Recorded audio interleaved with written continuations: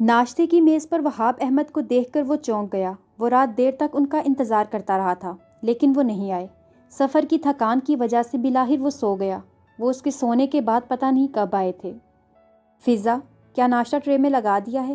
بابا جان نے جوس کے سپ لیتے ہوئے ملازمہ کو آواز دی۔ مقتدی بڑے غور سے ان کی طرف دیکھ رہا تھا۔ انہوں نے مقتدی کو ابھی تک مخاطب نہیں کیا تھا۔ وہ 2 ماہ بعد ان کے پاس آیا تھا۔ مقتدی پہلے ہی ان سے بات کرنا گوارا نہیں کرتا تھا لیکن بابا جان خود ہی اس سے کچھ نہ کچھ پوچھتے رہتے، اسے مخاطب کرنے کے بہانے تلاشتے۔ ملیشیا میں اس کے قیام کے دوران وہ ہر روز اسے فون کیا کرتے تھے۔ مقتدی بہت کم ان کا فون ریسیو کرتا تھا اور اگر کرتا بھی تو بحالت مجبوری چند رسمی جملے کہہ کر بند کر دیتا۔ آج پہلی بار ہوا تھا کہ بابا جان نے اس سے بات نہیں کی تھی۔ وہ اس کی طرف بالکل بھی متوجہ نہ تھے۔ فضا ناشتے کی ٹرے لے کر کچن سے باہر آ گئی۔ آملیٹ کہاں ہے؟ انہوں نے ٹرے کا جائزہ لیتے ہوئے پوچھا۔ ٹرے میں فرائی ابلے ہوئے انڈے موجود تھے، ساتھ ہی ڈبل روٹی، پراٹھا، دودھ، چائے وغیرہ۔ صاحب جی، بی بی جی آملیٹ نہیں کھاتی۔ تمہیں کیسے پتہ چلا؟ وہ خوشی امیز حیرانی سے پوچھ رہے تھے۔ میں ہر روز ناشتہ لے کر جاتی ہوں، وہ آملیٹ کو ہاتھ بھی نہیں لگاتی۔ بابا جان کو اپنی بے خبری پر افسوس ہوا۔ وہ ہر روز مومنہ کو اپنے سامنے ناشتہ کرواتے تھے لیکن انہوں نے یہ بات نوٹ نہیں کی تھی۔ انہوں نے میز پر موجود آملیٹ کی پلیٹ ٹرے میں رکھی اور فضا کو ٹرے مومنہ کے کمرے میں لے جانے کا اشارہ کیا۔ وہ پوری طرح مومنہ کے ناشتے کی طرف متوجہ تھے۔ مقتدی کو ان کی عدم توجہی بری طرح کھل رہی تھی۔ بابا جان نے جوس کا خالی گلاس میز پر رکھا اور خود بھی مومنہ کے کمرے میں جانے لگے۔ اپنی لاڈلی سے فارغ ہوں تو مجھے بلا لیجیے گا۔ اس کی طنز میں ڈوبی آواز سن کر وہ ایک لمحے کے لیے رکے، پھر اس کی طرف دیکھے بغیر آگے بڑھ گئے۔ فضا ناشتہ میز پر رکھ چکی تھی جبکہ مومنہ ابھی تک بیڈ پر بیٹھی ہوئی تھی۔ فضا، تم جاؤ۔ وہ صوفے پر بیٹھ گئے۔ مومنہ، یہاں آؤ، ناشتہ کرو۔ انہوں نے دانستہ بلند آواز میں مومنہ کو پکارا۔ مومنہ بیڈ سے اٹھ کر ان کے پاس آ گئی۔ بیٹا، ننگے پاؤں پھرنا اچھی بات نہیں۔ وہ پلٹ کر جوتا پہننے لگی، پھر ان کے پاس آ کر بیٹھ گئی۔ بابا جان نے گلاس میں دودھ ڈالا اور کپ میں چائے نکالنے لگے۔ مومنہ نے دودھ کا گلاس اٹھا لیا۔ اس نے چائے کی طرف ہاتھ نہیں بڑھایا تھا۔ وہ آملیٹ کے پیس اٹھا کر کھانے لگے۔ مومنہ نے پلیٹ میں سے ابلا ہوا انڈا اٹھایا اور ثابت ہی دانتوں سے کتر کر کھانے لگی۔ فضا صحیح کہہ رہی تھی۔ مومنہ کو اپنی پسند کا ناشتہ کرتے دیکھ کر وہ بہت پرجوش ہو گئے تھے۔ مومنہ نے انڈا ختم کر لیا تھا۔ وہ اب ٹیبل کی طرف دیکھ رہی تھی۔ اس نے دودھ کا گلاس آدھا پیا تھا۔ اس نے رات کو کھانا نہیں کھایا تھا اس لیے اسے بھوک لگ رہی تھی۔ کچھ دیر ناشتے کے لوازمات کی طرف دیکھتے رہنے کے بعد اس نے بے بسی سے بابا جان کو دیکھا۔ وہ حوصلہ افزائی کے لیے مسکرائے، بولے کچھ نہیں۔ تھوڑی دیر ہچکچانے کے بعد مومنہ نے پراٹھا اٹھایا اور بغیر سالن یا اچار چٹنی کے کھانے لگی۔ بابا جان اب بھی خاموش رہے۔ مومنہ پراٹھے کے بڑے بڑے نوالے توڑ رہی تھی۔ بابا جان نے دوسرے پراٹھے سے نوالا توڑ کر مٹر قیمہ لیا اور مومنہ کی طرف بڑھا دیا۔ اب مومنہ پراٹھا سالن کے ساتھ کھا رہی تھی۔ دودھ ختم کرو، ان کے کہنے پر وہ گلاس اٹھا کر دودھ پینے لگی۔ بس۔ بابا جان نے کسٹرڈ پیالی میں نکالا تو وہ بول اٹھی۔ ایک لفظی جملہ بول کر وہ نفی میں سر ہلا رہی تھی۔ وہ سارے دن میں کبھی کبھار کوئی جملہ بولتی ورنہ سارا دن خاموش رہتی تھی۔ پہل وہاب احمد اسے بلانے کی کوشش کرتے تو وہ ان کی کئی باتیں دہراتی جاتی تھی لیکن اب وہ ایسا نہیں کرتی تھی۔ گویا اس کا شعور اتنا کام کر رہا تھا کہ اب وہ لامعنی باتیں کرنے کی بجائے خاموش رہے۔ فضا، مومنہ کے کپڑے نکالو، بابا جان نے برتن اٹھاتی ہوئی فضا سے کہا۔ مومنہ، جلدی سے تیار ہو جاؤ، ہم باہر جا رہے ہیں۔ اٹھو، جلدی سے منہ ہاتھ دھو لو۔ ان کے کہنے پر مومنہ اٹھ کر باتھ روم میں چلی گئی۔ مقتدی ان کا انتظار کرنے کے بعد خود ہی مومنہ کے کمرے میں آ گیا۔ وہ بڑے آرام دہ انداز میں صوفے پر بیٹھے ہوئے تھے۔ مقتدی کو دیکھ کر تیزی سے اٹھے۔ تم اپنے کمرے میں چلو، میں 2 منٹ میں آ رہا ہوں۔ کیوں؟ میرے یہاں آنے پر پابندی ہے؟ وہ سلگ اٹھا۔ وہ اسے کچھ کہے بغیر بازو سے پکڑ کر کمرے سے باہر نکل گئے۔ مومنہ کی طبیعت ٹھیک نہیں، تمہیں دیکھ کر وہ دوبارہ ڈسٹرب ہو سکتی ہے، تم اس کے سامنے نہ آؤ، تمہاری بڑی مہربانی ہوگی۔ وہ اسے لے کر اس کے کمرے میں آ گئے۔ کون ہے یہ لڑکی اور یہاں کس سلسلے میں ہے؟ مومنہ میری بیٹی ہے، وہ اب یہیں رہے گی میرے پاس۔ ابھی وہ بیمار ہے، اس کا علاج ہو رہا ہے، اس لیے تم اس کے سامنے ذرا اپنے آپ میں رہنا۔ جو باپ اپنی اولاد کا نہ بن سکا وہ پرائی لڑکی کا کیا بنے گا؟ مقتدی زہریلی ہنسی ہنسا۔ ٹھیک کہہ رہے ہو، مجھ سے عبرت حاصل کرو۔ مجھے دیکھو، میں نہ اچھا باپ بن سکا، نہ اچھا شوہر، اور نہ ہی اچھا انسان۔ تم کیوں میرے نقش قدم پر چل رہے ہو؟ مجھے دیکھو، دنیا میں میرا واحد رشتہ صرف تم ہو، صرف تم، لیکن تم بھی میرے نہیں ہو۔ مجھے یاد نہیں پڑتا کہ کب تم نے ایک بے ریا اور سادہ مسکراہٹ مجھے دی تھی، ایک اپنائیت بھری نگاہ۔ مجھے یاد نہیں آتا کب آخری بار تم نے مجھے باپ کہا تھا۔ میری قابل رحم زندگی تمہارے لیے قابل نفرت ہے۔ تم خود کو میرے جیسا نہ بناؤ، اپنے راستوں کا تعین از سر نو کر لو۔ جہاں تک مومنہ کا تعلق ہے، مجھے ہر گالی گوارا ہے، لیکن مومنہ کے بارے میں ایک لفظ مت کہنا۔ میں اپنے اعمال کے لیے خود جواب دہ ہوں، اور پھر اللہ تعالیٰ تو معاف کر دیتے ہیں۔ اللہ نے ہم پر رحم کرنا خود پر لازم کر رکھا ہے۔ یہ صرف انسان ہے جو معاف نہیں کرتے۔ تم بے شک مجھے معاف نہ کرو، لیکن خود کو میری طرح گمراہی کے راستے پر نہ چلاؤ۔ مقتدی پوری آنکھیں کھولے انہیں دیکھ رہا تھا۔ وہ اپنے آنسو ضبط کرتے ہوئے باہر چلے گئے۔ اب تو تم سے ملنا ہی پڑے گا مومنہ بی بی، تم تو سچ مچ کی مومنہ نکلی۔ میرے باپ کو مومن بنا ڈالا۔ وہ بابا جان میں آنے والی تبدیلی پر بے حد حیران تھا۔ وہ ہمیشہ اس کے سامنے خاموش، خوف زدہ اور شرمندہ رہا کرتے تھے، لیکن آج ان کے انداز یکسر بدلے ہوئے تھے، بے نیاز، نہ ڈر اور با اعتماد۔ بابا جان مقتدی کے کمرے سے نکل کر سیدھے مومنہ کے پاس گئے۔ مومنہ منہ دھو کر باتھ روم سے باہر آ گئی تھی۔ اس نے منہ دھونے کا کام فضا کی رہنمائی کے بغیر خود ہی کیا تھا، اسی لیے سارے کپڑے بھیگے ہوئے تھے۔ مومی، کون سے کپڑے پہنو گی؟ انہوں نے خود کو کمپوز کرتے ہوئے بیڈ پر پڑے ہوئے کپڑوں کی طرف اشارہ کیا۔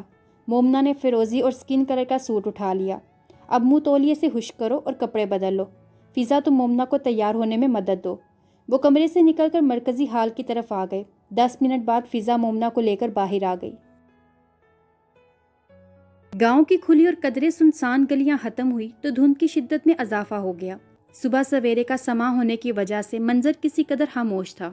اکا دکا دکانوں پر تھوڑی سی آمد و رفت تھی، یا پھر اسکول کالج جانے والے بچے، دفاتر اور اپنے اپنے کاموں پر روانہ ہوئے لوگ۔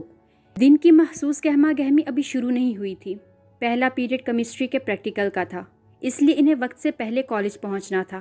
انٹر کالج گاؤں سے باہر کھیتوں کے درمیان واقع تھا۔ مرکزی سڑک سے گاؤں کو جوڑنے والی ذیلی سڑک کالج کے پاس سے گزر کر گاؤں جاتی تھی۔ دھند بڑھنے گئی۔ لاریب نے ہما سے کہتے ہوئے فائل ایک ہاتھ سے دوسرے ہاتھ میں منتقل کی اور سردی سے یخ ہوتے ہاتھ کو شال میں لپیٹ لیا۔ ہاں، کچھ نظر ہی نہیں آ رہا، مجھے تو ڈر لگ رہا ہے۔ ہما نے لاریب کا ہاتھ تھام لیا اور قدموں کی رفتار بڑھا دی۔ نیم پختہ سڑک پر اکا دکا درخت اور دونوں طرف سرسبز کھیت تھے۔ فصلوں پر سفید کوہر کی ہلکی سی تہ جمی ہوئی تھی اور دھند اتنی زیادہ تھی کہ 2 قدم کے فاصلے پر کچھ نظر نہیں آ رہا تھا۔ سڑک کے دونوں طرف گنے کے کھیت شروع ہوئے تو وہ تقریباً بھاگتے ہوئے آگے بڑھنے لگی۔ ہم سے غلطی ہوئی ہے، ابا جان سے کہتے کہ کالج چھوڑ جائیں۔ لاریب نے پھولی ہوئی سانس کو ہموار کرنے کی کوشش کی۔ کالج اب تھوڑے سے فاصلے پر تھا۔ آنکھیں غزل ہیں آپ کی، اور ان دونوں کو اپنے بالکل قریب تیز گنگناہٹ سنائی دی، جہاں کسی ذی نفس کی موجودگی کے احساس سے ڈر کم ہوا۔ وہیں گانے کے بولوں پر شدید ناگواری کی لہر نے دونوں کو اپنی لپیٹ میں لے لیا۔ اف، ایک تو یہ واہیات ہر روز ضرور ٹکراتے ہیں، سارا دن موڈ خراب رہتا ہے۔ ہما غصے میں آ گئی۔ آہستہ بولو، لاریب نے اسے گھڑکا۔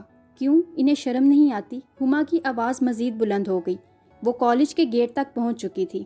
ایک تو تمہیں 1000 بار کہا ہے سن گلاسز لگایا کرو، تمہیں بھی اثر نہیں ہوتا۔ ہما نے اپنا غصہ لاریب پر اتارا۔ وہ دونوں کالج میں آ چکی تھیں۔ سن گلاسز لگایا کرو، اتنی دھند ہوتی ہے راستے میں، ویسے ہی کچھ نظر نہیں آتا، اوپر سے سن گلاسز۔ میں کل سے ابا جان کو ساتھ لاؤں گی، پھر دیکھوں گی ان کو۔ لاریب نے غائبانہ ان لڑکوں کو دھمکی دی جو آئے دن راستے میں ان پر جملے کستے تھے۔ وہ بیچارے کیا کریں، کافی باذوق دکھائی دیتے ہیں، ہما نے شرارت سے کہا، اور بھاگ کر کیمسٹری لیب میں گھس گئی۔ لاریب نے اسے مارنے کے لیے فولڈر اٹھایا تھا، لیکن وہ بچ نکلی تھی۔ وہ دانت پیستے ہوئے اس کے پیچھے لیب میں داخل ہو گئی۔ مقتدی کافی دنوں بعد لاہور سے آیا تھا۔ گاڑی گیراج میں کھڑی کر کے وہ باہر نکلا تو لان میں بیٹھی مومنہ پر نظر پڑ گئی۔ وہ بلا ارادہ اس کی طرف چلا آیا۔ مومنہ خود فراموشی کی کیفیت میں کرسی پر بیٹھی سفید پھولوں کی کیاری کو ٹکٹکی باندھے دیکھ رہی تھی۔ وہ اس کے عین سامنے کرسی پر بیٹھ گیا۔ مومنہ کے تاثرات میں کوئی فرق نہیں آیا تھا۔ مقتدی نے اس کی نگاہوں کے تعاقب میں دیکھتے ہوئے اس کے اس درجہ استغراق کی وجہ تلاش کرنے کی کوشش کی۔ کیاری میں سفید پھولوں کے سوا کچھ ایسا نہ تھا کہ گرد و پیش سے بے خبر ہو کر بیٹھا جا سکے۔ مومنہ، اس نے غیر ارادی طور پر اسے پکارا۔ مومنہ نے آہستگی سے سر موڑ کر اس کی طرف دیکھا۔ وہ اس کے طرز عمل پر چڑ سا گیا۔ محترمہ، آپ سے مخاطب ہوں، واپس آ جائیے پرستان کے خیالوں سے۔ مومنہ کے ہونٹوں نے بے آواز جنبش کی۔ آؤ اندر چلیں، شام ہو رہی ہے۔ اس کے کہنے پر وہ اپنی جگہ سے کھڑی ہو گئی۔ یہ تو بڑی فرما بردار ہے۔ اسے کھڑا دیکھ کر مقتدی آگے بڑھ گیا۔ چند قدم چلنے پر اسے احساس ہوا کہ وہ تنہا ہے۔ اس نے پیچھے مڑ کر دیکھا تو وہ اسی جگہ کھڑی اس کی طرف دیکھ رہی تھی۔ وہ سر جھٹکتا ہوا اندر چلا گیا۔ وہ سیڑھیاں چڑھ کر مرکزی دروازے کی طرف جا رہا تھا جب بابا جان سامنے سے آئے۔ مقتدی نے کترا کر گزرنا چاہا، لیکن بابا جان نے دعا سلام کرتے ہوئے اس کے سر پر ہاتھ رکھا۔ انہیں دیکھ کر اسے ایک بار پھر تنفر نے اپنی لپیٹ میں لے لیا تھا۔ وہ مومنہ کے پاس آ گئے جو اسی طرح ابھی تک کھڑی تھی۔ تب ہی مسجد سے اذان کی آواز بلند ہونے لگی۔ بابا، اذان! مومنہ نے اٹک اٹک کر کہتے ہوئے دوپٹہ سر پر اوڑھ لیا۔ انہوں نے خوشگوار حیرت سے اسے دیکھا۔ وہ پہلے سے بہت بہتر ہو رہی تھی۔ اس کے دل و دماغ پر چھایا ہوا سناٹا اور جموں ٹوٹ رہا تھا۔ وہ بہت سی باتوں پر صحت مند رد عمل ظاہر کرنے لگی تھی۔ اذان کے بعد نماز پڑھتے ہیں، تم نماز پڑھو گی؟ وہ اس کا ہاتھ تھام کر بولے۔ مومنہ نے ناسمجھی کی کیفیت میں یوں ہی سر ہلا دیا۔ نہ جانے کون سی غیر مرئی کشش تھی، وہاب احمد کو اپنے دل میں مومنہ کے لیے شفقت اور محبت کی لہریں موزن محسوس ہوتی۔ وہ شفقت جو مقتدی نے کبھی انہیں نچھاور کرنے کا موقع نہیں دیا تھا، وہ اپنی ساری حسرتیں مومنہ کے ذریعے پوری کر رہے تھے۔ آؤ نماز پڑھیں۔ وہ اسے لے کر اپنے کمرے میں آ گئے۔ مومنہ نے ان کے کہنے پر وضو کیا۔ انہوں نے فرش پر 2 جائے نماز بچھا دیے۔ مومنہ نے ہونٹ ہلاتے ہوئے ان کی طرح قیام اور رکوع سجود کر رہی تھی۔ نماز کے ارکان ادا کرتے ہوئے کیا پڑھنا ہے اسے بالکل یاد نہیں تھا۔ نماز کی ادائیگی کے بعد اس نے بابا جان کی طرح ہاتھ اٹھا کر دعا کی۔ ڈائننگ ٹیبل پر مقتدی کا سامنا مومنہ کے ساتھ ہوا۔ اسے دیکھتے ہی مقتدی کو اپنے دل میں وہی نفرت امڑتی ہوئی محسوس ہوئی جو کئی سالوں سے نصف مخالف کے لیے اس کے دل میں پل رہی تھی۔ مومنہ، یہ مقتدی ہے، میرا بیٹا۔ انہوں نے مقتدی کا تعارف کروایا۔ وہ کینہ توز نگاہوں سے مومنہ کو دیکھ رہا تھا۔ بابا جان نے مومنہ کی پلیٹ میں کھانا نکالا۔ وہ پوری توجہ سے وقتاً فقتاً اس کی پلیٹ میں کچھ نہ کچھ ڈال رہے تھے۔ ان کی فکر اور توجہ دیکھ کر مقتدی کو عجیب سی محرومی اور حسد کا احساس ستانے لگا۔ وہ بابا جان کی ان محبتوں کا عادی نہیں تھا، نہ اس نے کبھی بابا سے ایسے لاڈ اٹھوائے تھے۔ اس نے سست روی سے کھانا کھاتی مومنہ کو جانچتی نظروں سے دیکھا۔ کہیں یہ سچ مچ بابا کی بیٹی نہ ہو۔ ایک سرسراتی ہوئی سوچ اس کا تن من بھگو گئی۔ مقتدا! مومنہ نے اس کی طرف دیکھتے ہوئے رک رک کر اس کا نام لیا۔ زبان کھینچ لوں گا اگر آئندہ میرا نام دیا تو۔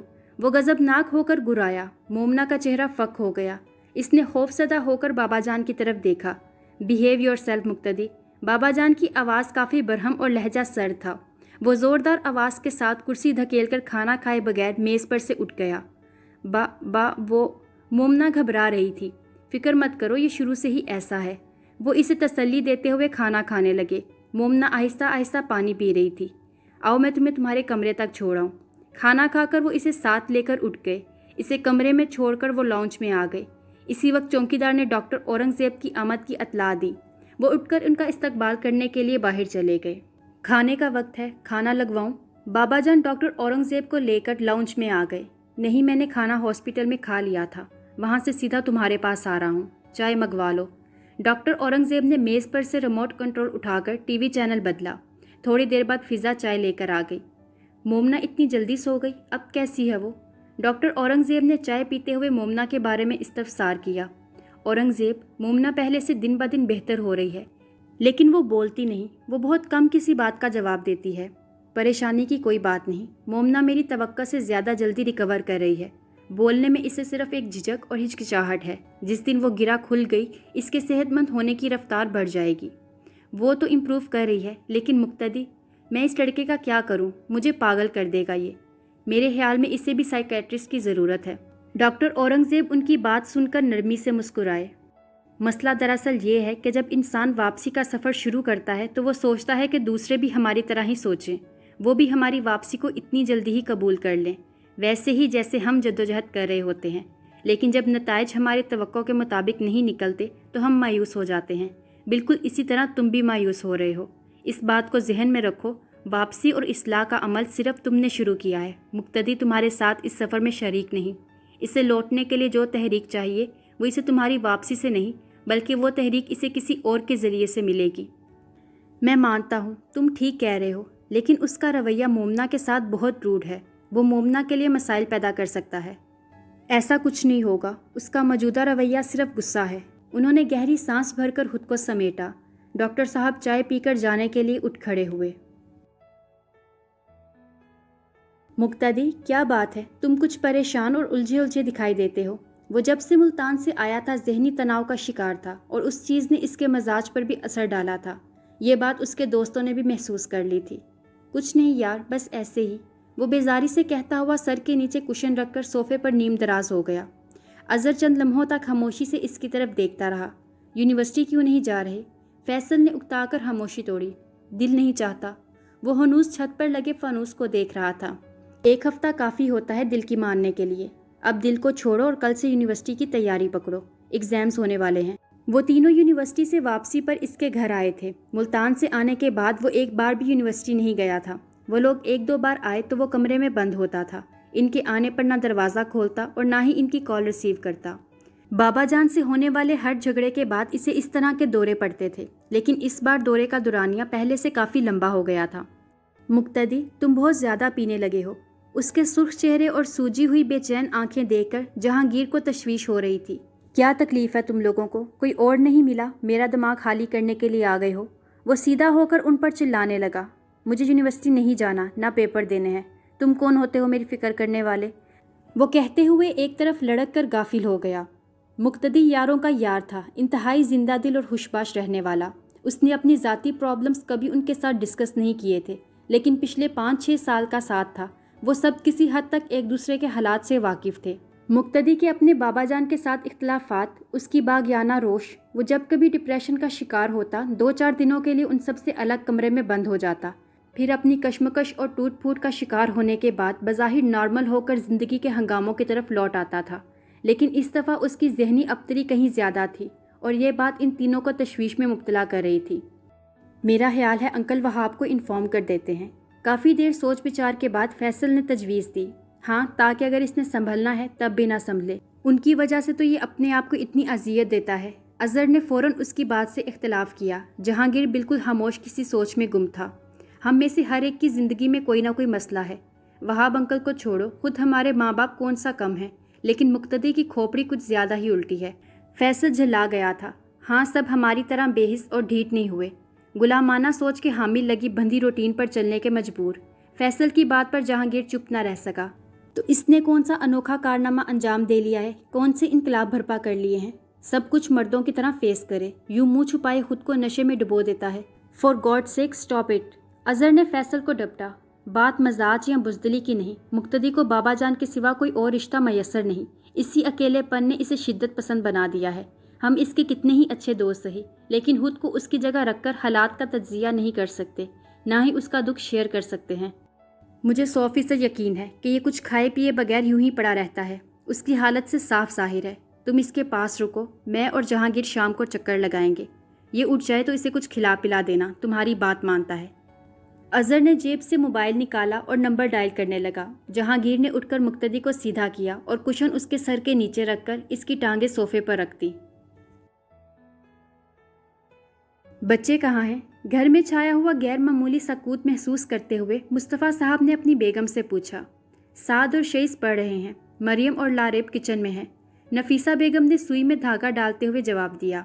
मुझे कल एक शादी में शिरकत के लिए जाना है, मेरे कपड़े वगैरह तैयार रखिएगा। जी बेहतर। नफीसा बेगम कमीज़ में बटन लगाने लगी। मुस्तफ़ा साहब चश्मा लगाए किताब पढ़ रहे थे जब लारेब खीर का बाउल लेकर कमरे में दाखिल हुई। आओ लारेब, बैठो। मुस्तफ़ा साहब ने सरक कर लारेब के लिए जगह बनाई। लारेब बाउल साइड टेबल पर रखकर इनके पास बैठ गई। पढ़ाई कैसी जा रही है? उन्होंने बड़ी मोहब्बत से इसके सर पर हाथ रखा। बहुत अच्छी अब्बाजान, मेरिट बन जाएगा, वो पुरजोश अंदाज में कह रही थी।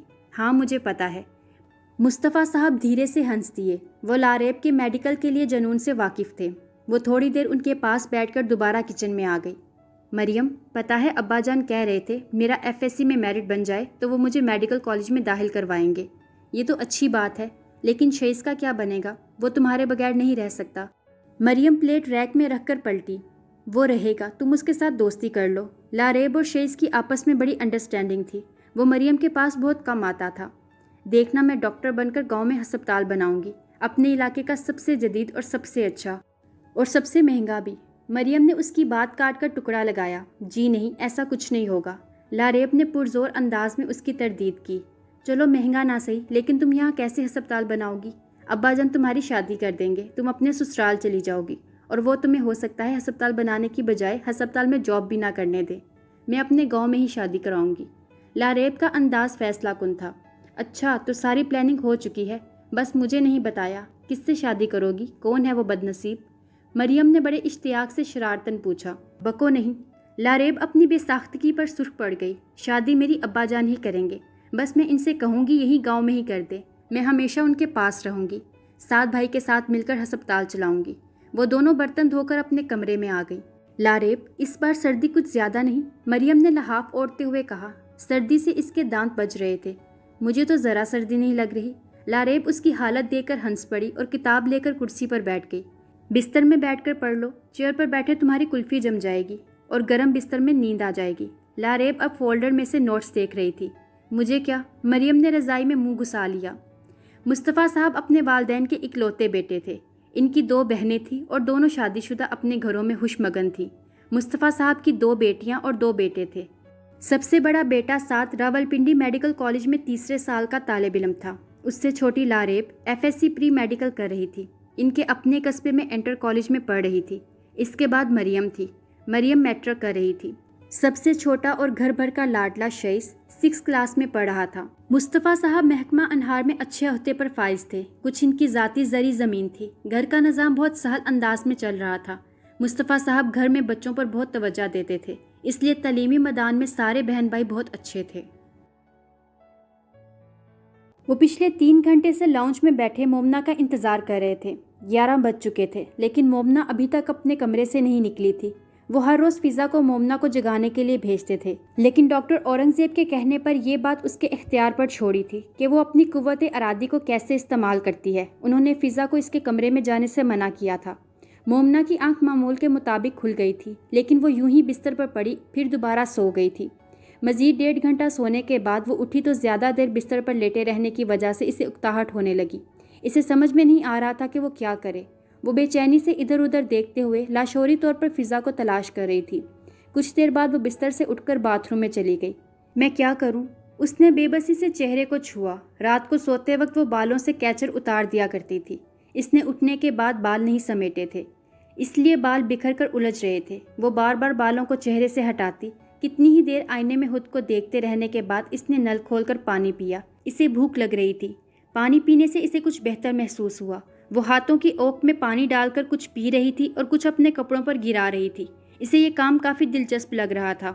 مسلسل کھڑا رہنے کی وجہ سے اس کی ٹانگیں شل ہو گئیں تو وہ کمرے میں آ گئی۔ اس نے واش بیسن کا نل بند نہیں کیا تھا۔ کھڑکی کی چوکھٹ سے سر ٹکا کر باہر نظر آنے والے نیلے آسمان اور سرسبز پودوں کو دیکھ کر اسے بہت راحت امیز احساس ملتا تھا۔ نیلے آسمان پر سنہری کرنوں نے تمازت بکھیر دی اور دھوپ کھڑکی سے اندر آنے لگی۔ اسے گرمی محسوس ہوئی تو وہ بے ساختہ کھڑکی سے ہٹ گئی۔ شدید بھوک سے اسے چکر آ رہے تھے، لیکن اسے سمجھ میں نہیں آ رہا تھا کہ کیا کرے۔ 11:30 بجے بھوک سے بے حال ہو کر وہ کمرے سے باہر نکل آئی۔ گیلے کپڑوں سے اسے بہت الجھن ہو رہی تھی۔ راہداریوں اور برآمدوں میں سے گزرتی ہوئی وہ لاؤنج میں آ گئی۔ بابا جان اسے آتا دیکھ رہے تھے۔ بابا، وہ تیزی سے ان کی طرف بڑھی۔ وہ اسی طرح بیٹھے رہے۔ مومنہ ان کے پاس بیٹھ گئی۔ فضا کچن سے نکل آئی۔ بابا جان نے اشارے سے اسے واپس جانے کے لیے کہا۔ فضا، مومنہ نے اسے دیکھ کر بے ساختہ پکارا۔ بابا جان نے چونک کر اسے دیکھا۔ جی بی بی۔ فضا اس کے پاس آ کھڑی ہو گئی۔ مومنہ خاموشی سے اس کی طرف دیکھ رہی تھی۔ بی بی، کیا بات ہے؟ فضا نے اسے مسلسل چپ دیکھ کر پوچھا۔ بابا جان نے اس کے الجھے بالوں اور ملگچھے شکن آلود لباس کو دیکھا۔ اس نے یقیناً منہ نہیں دھویا تھا۔ مومنہ بے چینی سے انگلیاں چٹکا رہی تھی۔ فضا اسے خاموش دیکھ کر پلٹ گئی۔ مومنہ اٹھ کر اس کے پیچھے چل دی۔ فضا اسے دیکھ کر رک گئی۔ فضا، کھانا دو۔ وہ بالآخر بول پڑی۔ آپ بیٹھے، میں لاتی ہوں۔ فضا تیزی سے کچن کی طرف بڑھ گئی۔ مومنہ خود بخود کھانے کی میز پر چلی آئی۔ بابا جان ابھی تک صوفے پر بیٹھے ہوئے تھے۔ اس نے بابا جان کو وہاں بیٹھا دیکھا تو دوبارہ ان کے پاس آ گئی، پھر ان کا ہاتھ پکڑ کر اٹھانے لگی۔ کیا بات ہے مومنہ؟ انہوں نے دل میں امڑتی خوشی چھپا کر پوچھا۔ بابا، کھانا کھائیں؟ وہ انہیں لے کر کھانے کی میز پر آ گئی۔ فضا کھانے کی اشیاء میز پر رکھ رہی تھی۔ مومنہ نے تیزی سے سلائس اٹھا کر کھانا شروع کر دیا، پھر پہلا نوالا لے کر رک گئی۔ بابا جان اپنے لیے سلائس پر جیم لگا رہے تھے۔ مومنہ نے ان کی تقلید کرتے ہوئے سلائس پر جیم لگایا اور دوبارہ کھانا شروع کر دیا۔ فضا، دودھ لاؤ۔ مومنہ نے چند منٹ میں چوتھا جملہ بولا تھا۔ بابا جان کا دل خوشی سے تیز تیز دھڑک رہا تھا۔ بھوک ہونے کی وجہ سے وہ ناشتہ بڑی رغبت سے کر رہی تھی، ورنہ روزانہ وہ میکانکی انداز میں صرف معمولی سمجھ کر ناشتہ کرتی تھی۔ ناشتہ ختم کرنے کے بعد وہ کچھ دیر یوں ہی کرسی پر بیٹھی رہی۔ بابا جان اس کے اگلے اقدام کے منتظر تھے۔ بابا، واک کرنے چلیں؟ آہستہ سے کہہ کر وہ ان کی طرف دیکھنے لگی۔ بابا جان نے بے ساختہ مسکراہٹ دبائی۔ دوپہر 12 بجے وہ انہیں مارننگ واک کے لیے کہہ رہی تھی۔ یقیناً اسے اپنی روٹین میں رہ جانے والی کمی کا احساس ہو رہا تھا۔ کیا اس حلیے میں واک کے لیے جاؤ گی؟ انہوں نے مومنہ کی توجہ بکھرے بالوں اور میلے کپڑوں کی طرف دلائی۔ میں کپڑے بدل لیتی ہوں۔ ان کی ہر بات کا جواب دیتے ہوئے وہ انہیں حیران کر رہی تھی۔ اپنے کمرے میں جاؤ، اچھے سے کپڑے پہنو اور بالوں کو برش کر کے آؤ۔ مومنہ اس بات میں سر ہلاتی اپنے کمرے میں آ گئی اور بابا جان ڈاکٹر اورنگزیب کا نمبر ملا رہے تھے۔ وہ انہیں مومنہ میں اچانک اس قدر آنے والی تبدیلی کے بارے میں بتانا چاہ رہے تھے۔ مومنہ کا بولنا ایک ٹرننگ پوائنٹ ہے وہاب، وہ ان کی ساری بات سن کر بولے۔ بس یہ سمجھو کہ مومنہ کسی وجہ سے بولنے سے ہچکچاتی تھی، اب اس کی یہ جھجک دور ہو گئی۔ اس کا ذہن ایک چیز پر کلک کر گیا ہے، اگر وہ اسی تسلسل کے ساتھ بولتی رہی تو اس کے ٹھیک ہونے کی رفتار تیز ہو جائے گی۔ جتنا ہو سکے اسے چھوٹی چھوٹی باتیں اور فیصلے خود کرنے کا موقع دو۔ میں شام کو گھر آؤں گا، پھر دیکھتے ہیں مومنہ کے علاج میں کیا مزید پیش رفت ہو سکتی ہے۔ بابا جان ڈاکٹر سے بات کر کے مومنہ کے کمرے میں آ گئے۔ وہ کپڑے بدل چکی تھی اور اپنے لمبے بالوں سے الجھتے ہوئے اس کے چہرے پر اکتاہٹ کے تاثرات تھے۔ وہ کھڑے اس کی حرکات و سکنات دیکھ رہے تھے۔ مومنہ نے تھک کر برش ڈریسنگ ٹیبل پر پھینکا اور کیچر اٹھا کر بالوں کو لگایا۔ چلیں؟ وہ دوپٹہ اوڑھ کر ان کے ساتھ جانے کے لیے تیار تھی۔ دیکھو، تم میری وجہ سے خواہ مخواہ اپنا قیمتی وقت برباد کر رہے ہو۔ تم جاؤ، میں بالکل ٹھیک ہوں، عادی ہوں تنہا رہنے کا، مجھے کچھ نہیں ہوگا، اتنی جلدی نہیں مروں گا، بہت سخت جان ہوں۔ اظہر پچھلے 4 دن سے اس کے ساتھ رہ رہا تھا اور اس سے پوچھ کر تھک گیا تھا کہ اسے کیا ہوا ہے، لیکن مقتدی نے اس موضوع پر ایک لفظ بھی نہیں کہا تھا۔ فیصل اور جہانگیر ہر روز آتے تھے۔ مقتدی خود کو سنبھال چکا تھا لیکن یونیورسٹی جانے پر آمادہ نہ تھا۔ کیا قیامت ٹوٹ پڑی ہے جو تم یوں دنیا سے کنارہ کش ہو گئے ہو؟ کچھ بتاؤ تو صحیح۔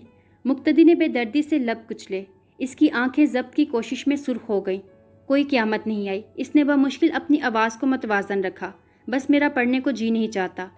نہ پڑھو، تمہیں پڑھ کے کون سا نوکری تلاش کرنی ہے، لیکن اس طرح گھر میں بند رہے تو بڑی جلدی پاگل خانے کو رونق بخشو گے۔ مقتدی نے سر دونوں ہاتھوں پر گرا لیا۔ انکل مجھے ہر روز فون کرتے ہیں، وہ تمہاری طرف سے بہت پریشان ہے۔ اظہر پلیز میرے سامنے اس شخص کا نام مت لو، وہ لاہور آنے کا کہہ رہے تھے، میں نے انہیں بڑی مشکل سے ٹالا ہے، تم فون پر ان سے بات کر لو۔ اظہر نے اس کی برہمی کو نظر انداز کر دیا۔